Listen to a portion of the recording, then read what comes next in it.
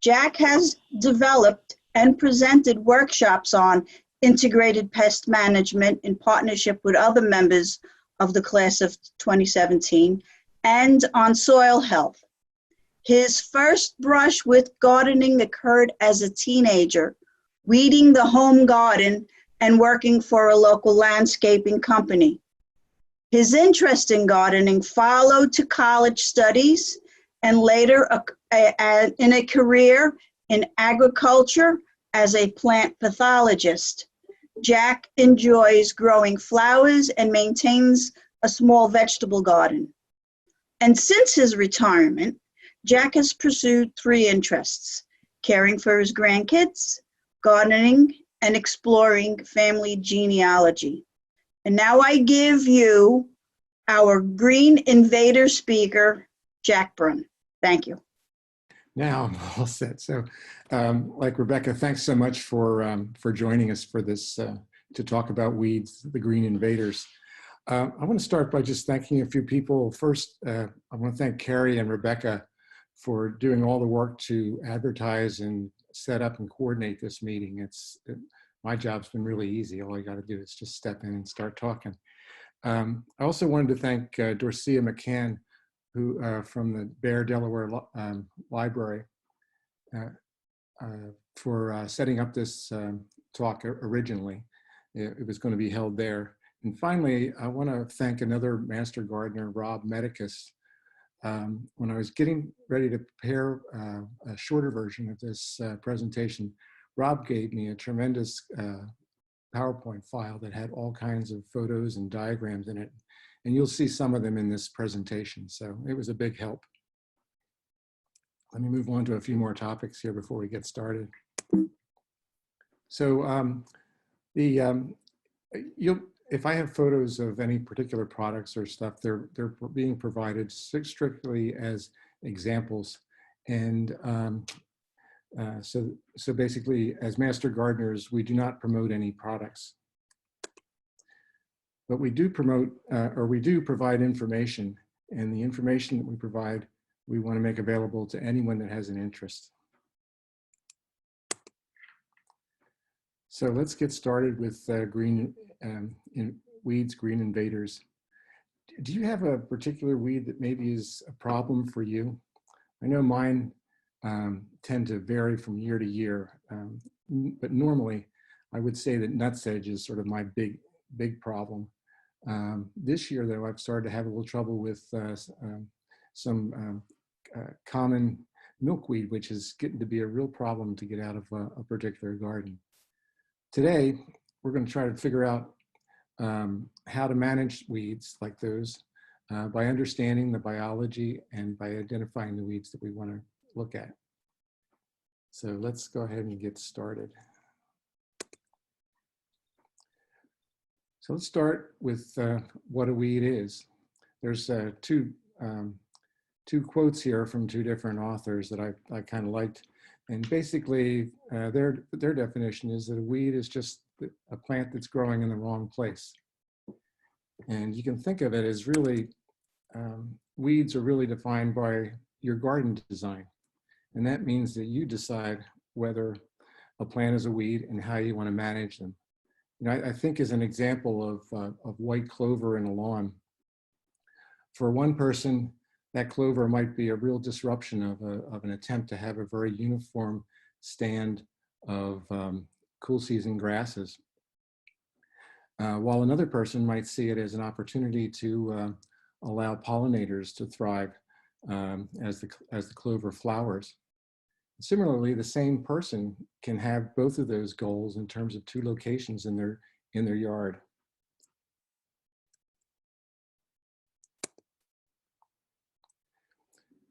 Weeds are successful because they're very competitive. They're able to grow rapidly. Some can reproduce very prolifically. For example, I saw a statistic that lamb's quarter is supposed to produce hundreds of thousands of seeds for one plant, and that those seeds can persist in the soil for as long as 40 years. Other plants have widespread dispersal. I just think of the dandelion puffs that are just release their seeds into the wind and they're just scattered all over the place. Other seeds, like this Canada thistle that's pictured here on a hillside, have a variety of survival structures. Each of those plants are produced from rhizomes that are growing underneath that soil, and that they persist through the soil and help the plant to survive through the winter. The plant also will produce flowers and then seeds so that it can produce additional new plants. Weeds have other strategies as well, including like a short life cycle. So it's important to understand weed biology because that often helps you figure out the best approach for managing a particular weed.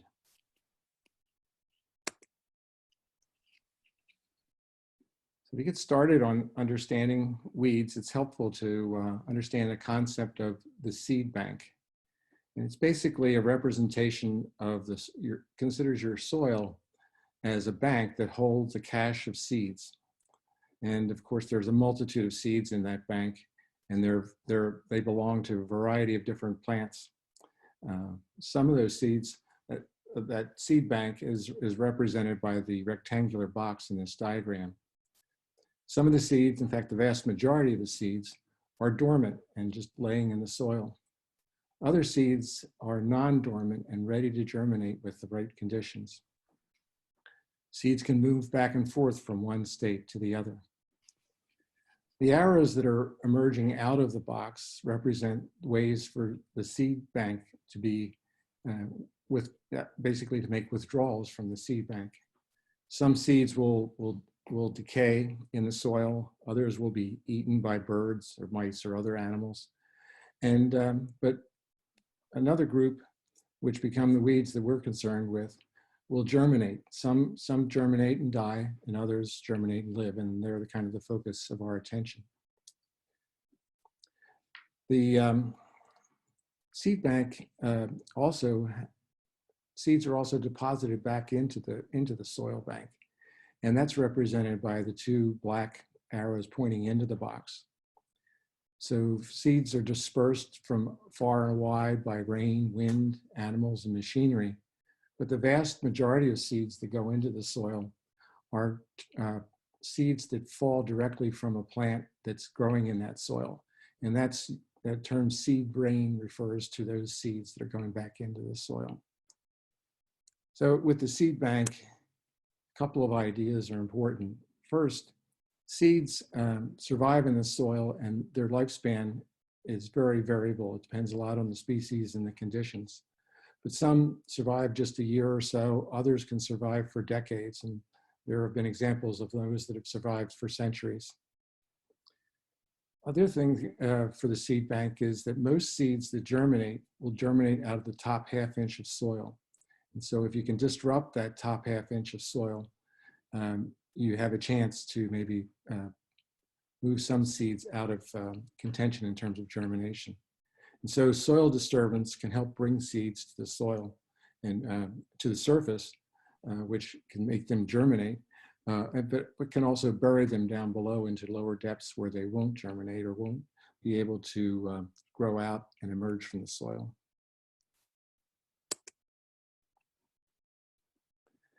So in order to understand how to use seed biology to manage weeds, it's best to first identify the weed and to learn something about their life cycle. Most of the weeds that we encounter are flowering plants. There are some exceptions, but of the flowering plants, there's two main groups, monocots and dicots. And so we'll start with identification by considering those two groups. A monocot weed has a single cotyledon, and a cotyledon is also referred to as a seed leaf. It's the first leaf that emerges as the plant comes out of the ground. And a dicot has two leaves, or two seed leaves.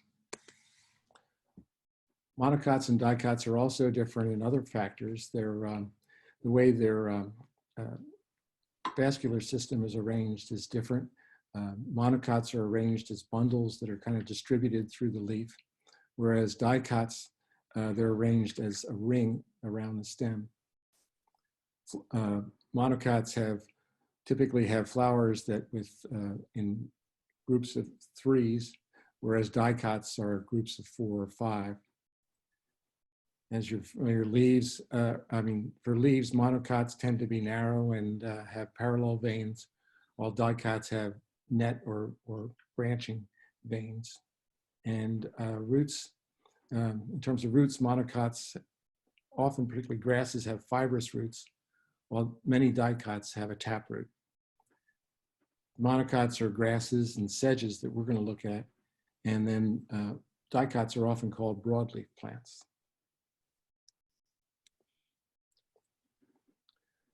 So weed identification is often based on the features of plants' leaves, stem, and overall growth habit. It's kind of an important distinction because for the most reliable way to identify a plant is to look at its flowering parts.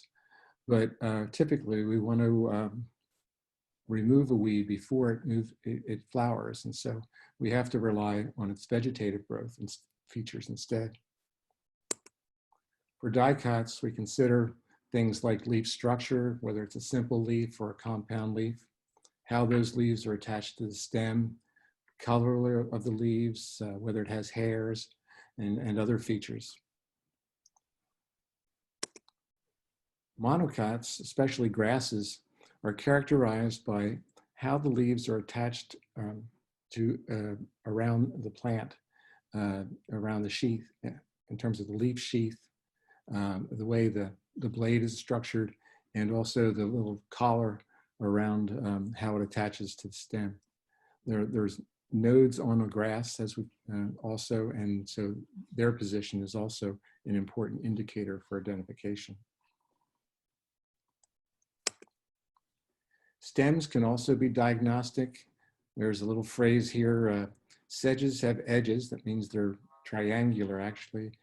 Reeds are round and grasses have nodes all down to the ground. For dicots, mint family has stems that are square shaped, and so it's diagnostic for that particular family.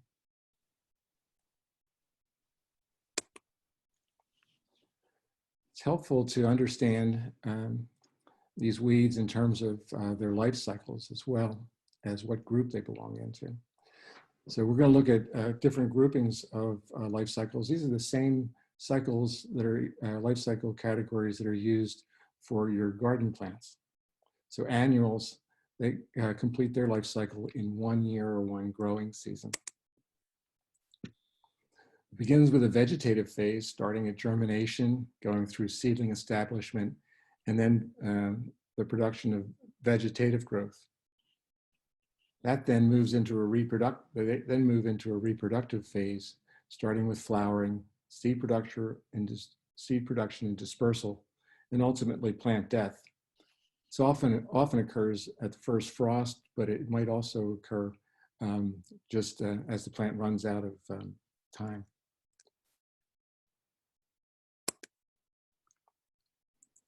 There are 2 different groups of annual plants. Winter annuals are the plants that we've just seen recently and are either flowering or producing seeds right now.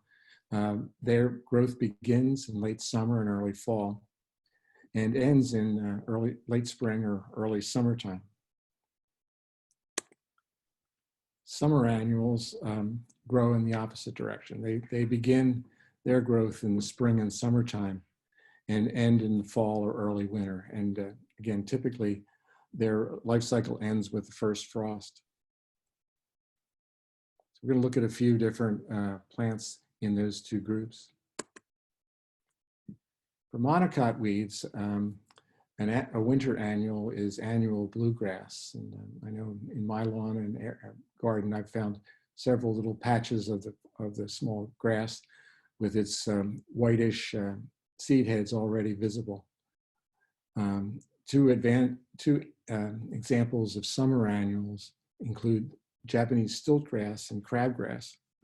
I've used them as examples because one, they represent summer annuals that grow in different conditions. Japanese stiltgrass grows in the shade, while crabgrass grows in sunny locations. Also, when both of these products, or both of these grasses are controlled by, can be controlled by pre-emergence herbicides applied in the springtime.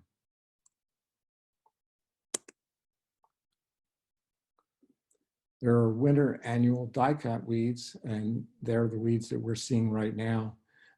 Clearly, chickweed is very prevalent this year. I've seen a lot of dead nettle along the roadsides and henbit, but there are a variety of additional weeds in this area, in this group.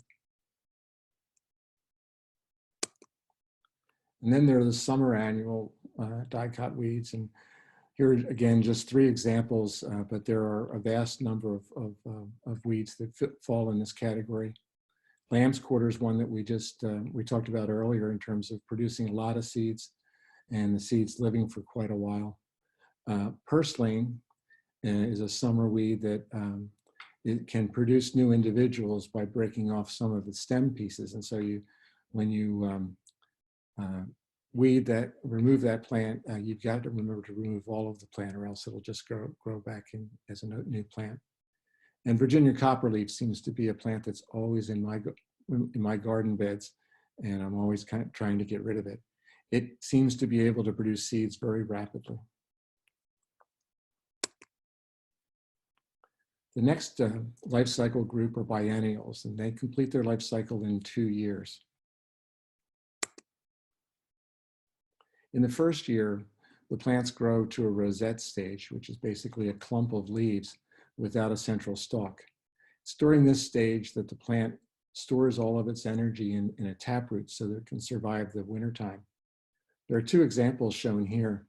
The first one, as you're moving to the right, is wild carrot or Queen's Anne's lace.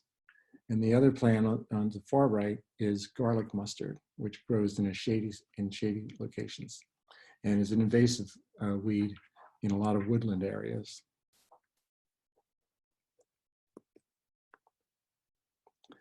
In year 2, the biennials will move into a reproductive phase where they produce a flower stalk and die after seed production. So here's an example again of Queen's Anne lace with really rather attractive white flowers, and the garlic mustard. Mustards are an example of are members of the crucifery group, and so they've got 4 petals. So they're sort of the typical class for dicots in terms of petal number. The next weed life cycle is perennials, and they live over many years and do not die after flowering. Often they're the more difficult weeds to control because of that. First, there are 2 groups within perennials. There are simple or solitary perennials. In this case, each plant is distinct and they spread only by seed. They often have a taproot to survive the winter, much like the biennials. The example is shown here is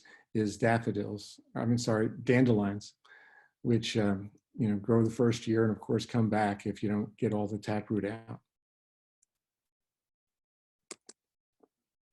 And again, here's some examples. Daffodil or dandelion, as we mentioned. Curly dock is an example. Pokeweed is also another case of a simple perennial. Plantain is another example.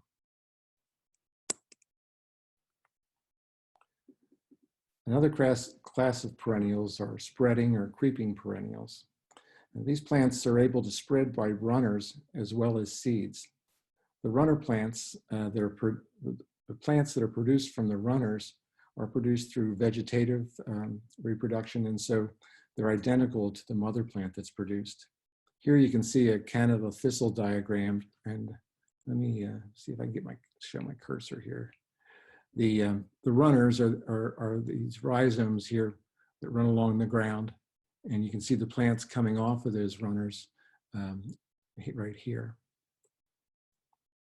These weeds can be particularly difficult to manage.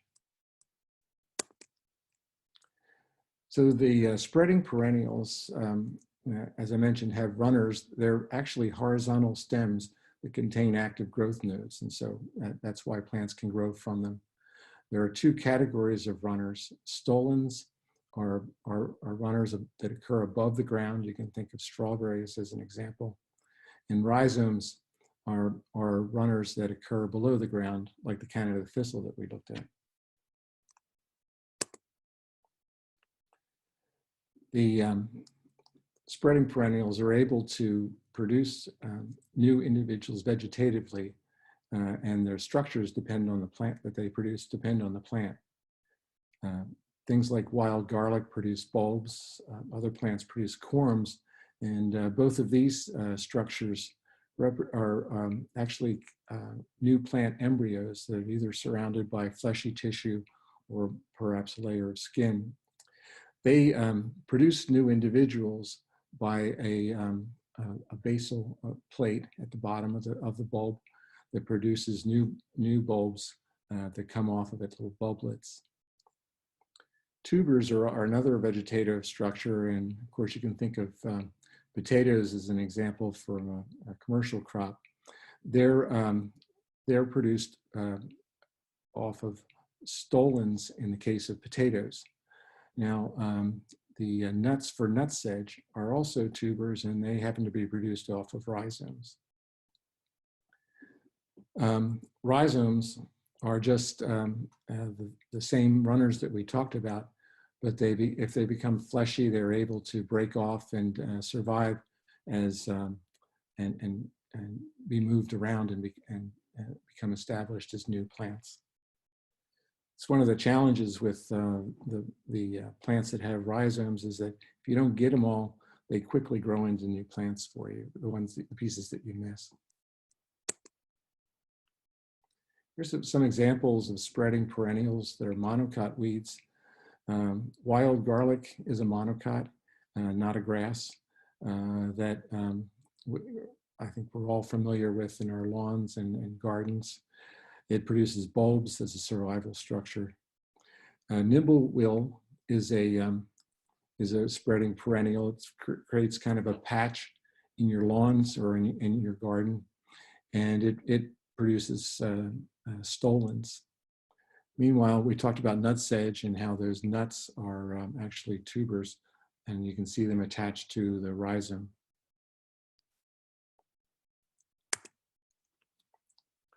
Spreading perennials can be plants that are relatively innocuous and not too much of a problem, like creeping wood sorrel, or they can range to some really challenging plants like Canada thistle that we've talked about, and the bindweeds, hedge bindweed, which is shown here, and field bindweed, both of which can produce quite a network of runners that go very deep in the soil.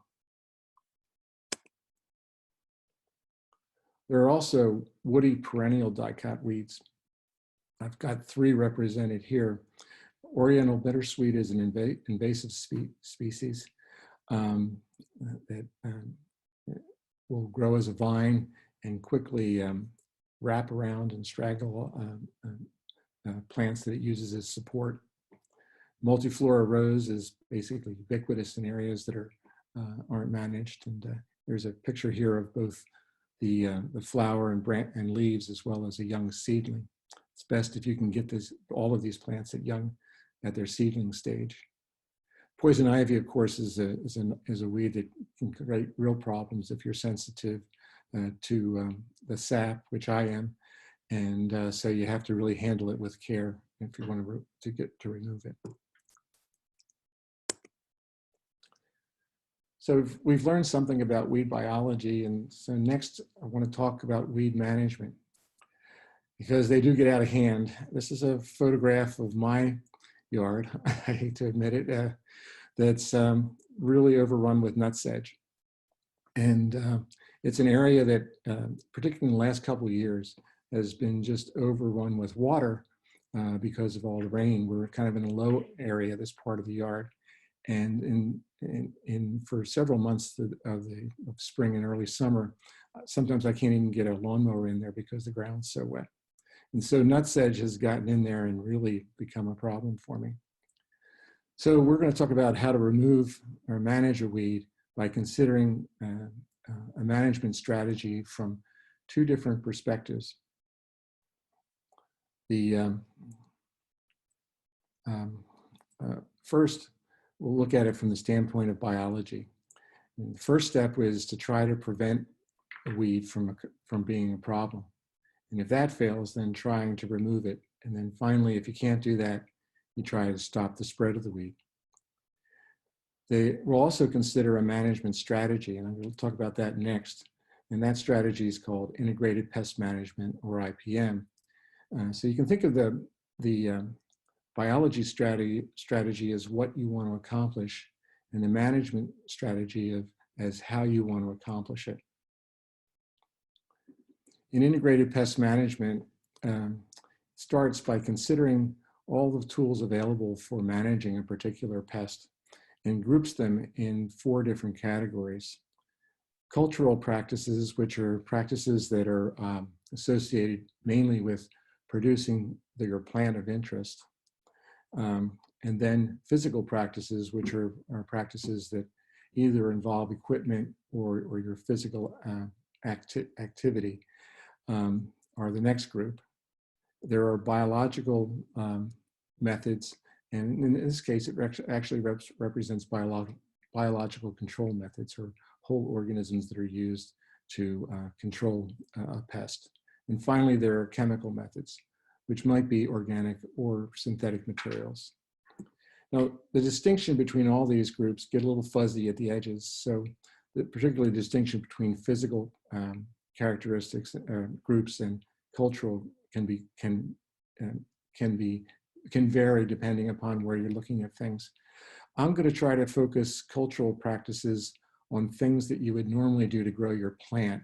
And so growing a healthy plant and putting down mulch and covering your soil would be considered cultural practices as I'm using it, while pulling weeds and hoeing and doing that sort of mowing weeds would be considered physical practices. The idea of integrated pest management is that you first use all the tools that are available for managing your weed problem. And then you prioritize how you use the tools. You basically start at the base of the pyramid, start with cultural practices first, then move on to physical practices as you need them. Then thirdly, biological practices, and then you only use the chemical methods when other options are insufficient.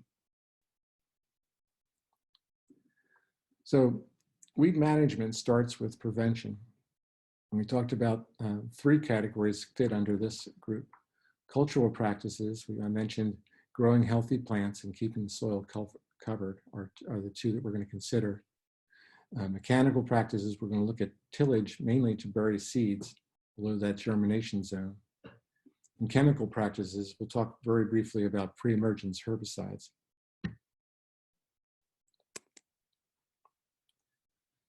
Well, healthy plants are more competitive, and that helps them survive when weeds are present, and also to block other weeds from germinating. So it starts with getting the right plant in the right place, making sure that the plant has the sunlight and water and soil and exposure that's going to allow it to grow best. Or if you have a particular location, picking the plants that fit that location best. Then making sure that you provide the essentials that the plant needs, such as water, nutrients, and maintaining the health of its soil. Finally, you might want to consider how you space your plants, whether neighboring plants are of the same type or whether they're different species, and what time of the year you plant. Certain plants do better to be planted in the spring or fall. Anything that you can do to allow your plants to have a good start, that's preferable. If you can get plants to grow as a dense canopy, as a nice, healthy, dense canopy, that can help you with weed control because it's going to block sunlight from triggering, that might trigger weeds to germinate.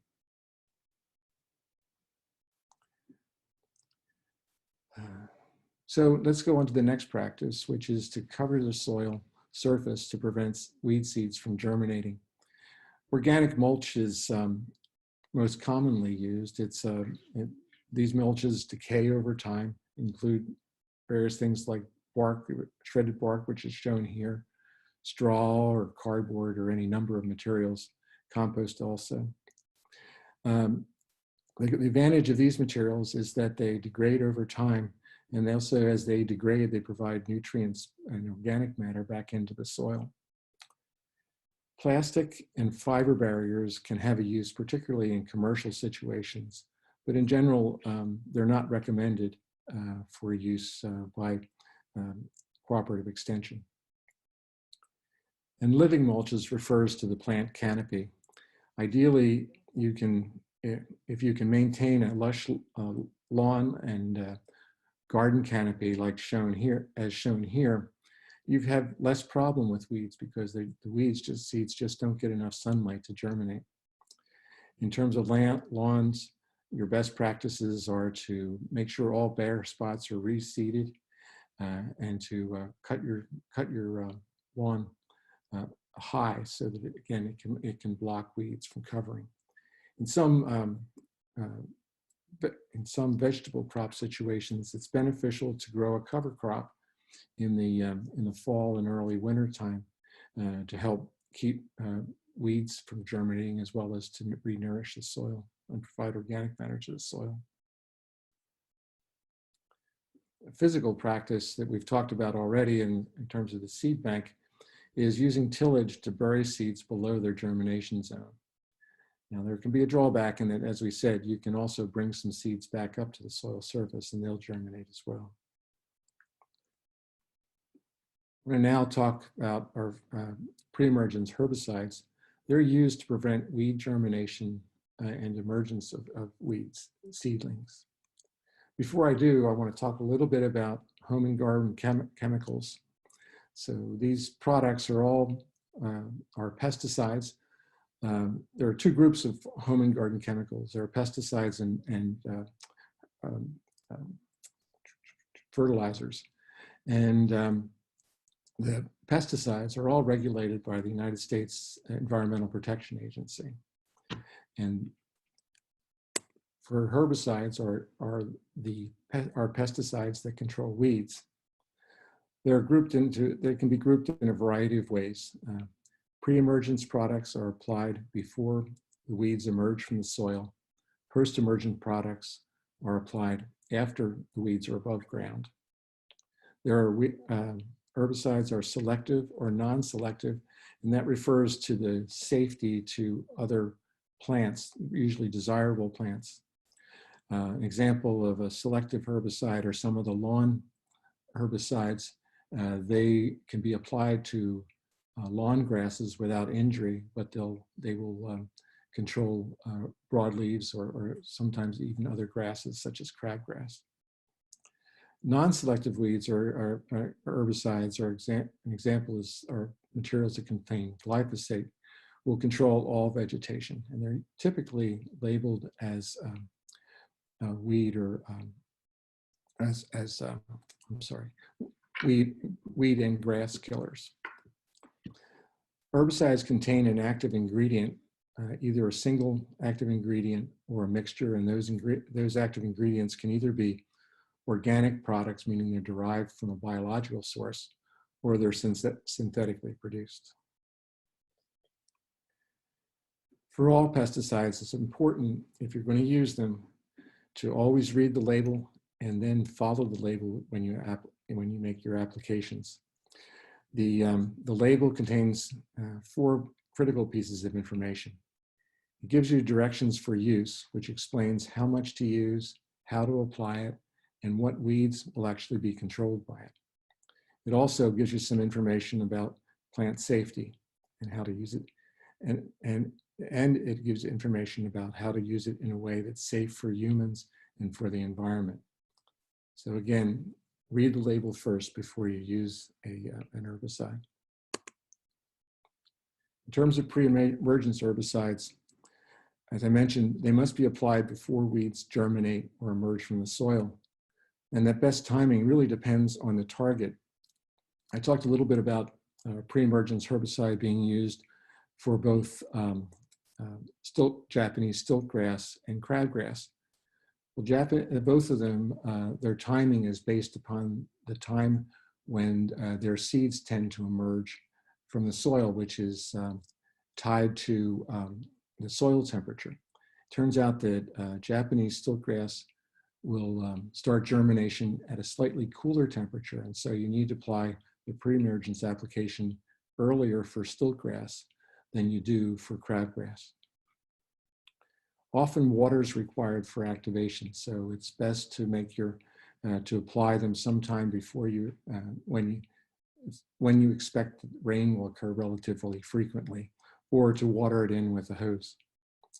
Some of these herbicides, particularly like preen, for general ornamental use, require or benefit from being dug into the soil a little bit. One thing to remember with a pre-emergence herbicide is that you can't plant seeds of desirable crops into that ground until the effect of that herbicide is gone, which might last for several months. And so if you need to reseed an area for lawn or you want to plant garden seeds, it's important to get those seeds up and out of the ground for a period of time before you make the application of your herbicide. These products are often sold in mixture with a fertilizer, particularly for lawn use. And they typically are formulated as granules that you can either spread over the ground or use a lawn spreader that just distributes them across the ground uniformly. Again, for these products, make sure you read the label first. Well, if you're not able to stop germination, then the next step is to remove the weed before it becomes a problem.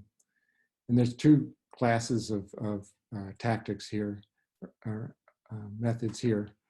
First, physical methods include pulling or digging out weeds. Another one is to hoe or till the soil to disturb or bury the weeds. You can also mow the weeds to deplete the weeds' energy reserves. And then there are chemical methods, include applying post-emergent herbicides to kill the visible weeds. So weeding is really a part of gardening. In fact, I just saw an article yesterday, I think it was in the New York Times, and it sort of talked a little bit about how bending and pulling weeds can become sort of a Zen-like activity in terms of losing yourself in the activity. But it also can be hard work in a hot day. But for weeds, it's best to pull weeds when they're small. It's easier when the soil is moist but not overly wet. And again, it's important to remove all plant parts, roots and all, as my mom used to say. Another physical method is to hoe or till the soil to disrupt or bury the weeds. When you do that, you have to make sure you are aware of where the roots of your desirable plants are located and make sure you're not cutting into them. Also be aware that by disturbing the soil, you have the potential to bring new seeds up to the surface and create a new flush of weeds. But again, the other side is that tillage can also help to bury weed seeds. By repeatedly mowing a weed, certain weeds, they gradually run out of steam, and so it's a way to repeated mowing is a way to remove weeds from the garden by that process. The other thing about mowing is that it's the only biological control method that might have relatively common use. So if you have an herbivore at home, they might be able to help you out with your weed problems. I'm going to talk a little bit about post-emergence herbicides. They're applied, again, when weeds are visible. It's important when you apply these products that you use them in a way that protects vulnerable plants, because again, often they can harm adjacent plants in your ornamental garden that's adjacent to a turf area or in general, again, it can just hurt your plants. You have to make sure you avoid misapplication. So be careful when you're spraying. If it's, try not to spray when you have windy conditions, because the spray can kind of drift onto your vulnerable plants. Also be aware that some herbicides are able to volatilize during hot, dry conditions. And so they, even though they're deposited on the weed, they can actually get into the air and move on to adjacent plants in that way. You want to apply them, apply these materials when the weeds are small for best effect. Also, remember that they typically require the plant, the weed, to be actively growing and to take the material up and into the plant. And so, particularly like when we had this cool period this last spring, you might have found, if you put down a post-emergence application on your lawns, that it wasn't quite as effective. And if that happened, one explanation is that the weeds basically shut down their growth during that cold period.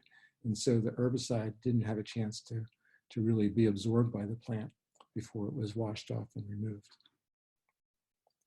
For certain weeds, particularly for larger weeds and for some of the perennials, you'll need to make repeated applications for effective control. There are a lot of products, particularly for the lawn herbicides, are made up of mixtures, and the mixtures contain various active ingredients in a variety of different ratios. The best thing to do is to, rather than worrying about which active ingredient is in there, is to again check the label and make sure that the weed that you want to control is in the list of weeds controlled that are on the label. You also, in terms of using post-emergence applications, you need to use sprayers. You're going to have to mix things and all of that. Professional applicators are a viable option for you to use instead of doing it yourself. Another advantage of using a professional applicator is they have access to additional products because they are because they're licensed for doing that work. And again, just like with pre-emergence materials, make sure you read the label if you're going to use these products. Our last step for weed management is to stop the weed from spreading if you haven't been able to stop it up and been able to remove it completely. This picture here is of a sow thistle that grew up in a bed of zinnias that I had growing. It just popped up. I don't know, it seemed like it just emerged with flowers intact. And what I chose to do was to just cut it off at the base and let my zinnias grow. And then as they faded and I took them out, then I dug the sow thistle out. So that's one option. Make sure the weed doesn't have a chance to flower, and in particular doesn't have a chance to produce seeds. In the case of spreading perennials, again, you've got to make sure you remove the rhizomes and tubers. I mentioned that common milkweed. I'm still finding sprouts popping up after I've done rather extensive dig out of them. And I guess I'm going to have to keep watching it all through the year until I get rid of all of them. It's basically a war of attrition, I guess, with these spreading perennials. Mm-hmm. Also, if you compost, it's best to just avoid composting plants that are mature, if they're flowering or if they have seeds on them. If you're certain that you can compost at a very high temperature, eventually weed seeds will be killed that way. But I think it's easier for us at home just to not include them in our compost bin. Instead, get rid of them. Now, if you have access to composting through your residential area, they are able to maintain those high temperatures, and so they'll take those materials and actually be able to destroy the seeds so that they can be won't be a problem in the compost used. So I guess that brings me to the end of my talk. This, I might mention, this would be a good chance for you to grab a screenshot to look at these resources so that you have them for later use. I'll give you a few minutes to do that as I talk through this. First, I've got the website for the University of Delaware's extension website. And I've also got the garden helpline for master gardeners in both Newcastle County, Kent, and Sussex counties. So I really encourage you, if you have any questions about weeds or any other issue relating to your gardens or lawns, please use our helpline, and you'll find that they're a great resource for helping you to address problems that you might have. I'll just mention a few other resources. This book that I have shown here, you can get it at Amazon. Weeds of the Northeast is an excellent source for identifying weeds. They provide a nice key for breaking out weeds. It's based primarily on the vegetative aspects of the plant, leaves and stems and such. And they have a lot of pictures, and they also will list weeds that are commonly confused with a particular weed. And so it really is a great resource. I also have two other resources, one from the University of Maryland and the other from the University of Massachusetts, that I found useful for preparing this, this talk. Typically, all of the state extension services have excellent resources. So as you're probably familiar, if you just, what I tend to do is I'll Google a weed's name, and then I'll add the name, add the word extension at the end of my as part of my search, and it'll take me to various state extension agencies that have different documents on the web. So hopefully you've had a chance to capture the resource page. I'm going to just move on to my last and see if you have any questions.